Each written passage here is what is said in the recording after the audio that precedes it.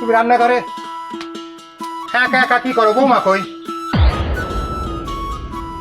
এই দেখো কি করতে কি কয়ে ফেলতেছি। নতুন বৌমা এত তাড়াতাড়ি রান্নাঘরে আসবি কেন?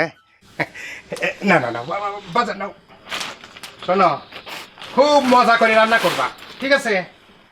আর এই যে বৌমার জন্য একটা শাড়ি আর অনেকগুলো জিনিসপত্র কিনছি, দিয়ে আসি।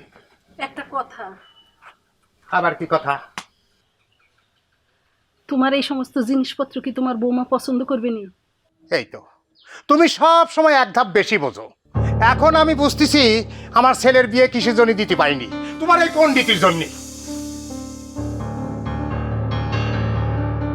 বৌমা, বৌমা, আমি তোমার শ্বশুর আব্বা। বৌমা, আব্বা, আপনি আসছেন? আমারে ডাকলে তো হইতো, আমি যেতাম। কেন আমি কি আমার মেয়ের কাছে আসতে পারি রে? এখনই তো আপনি আমাকে বৌমা বলে ডাকলেন। আরে এই ডাক্তার জন্য আমি অনেক দিন অপেক্ষা করেছি, তাই বৌমা বলে ডেকেছি। আসলে আমি তো তোমারে মেয়ের মতো করেই দেখব।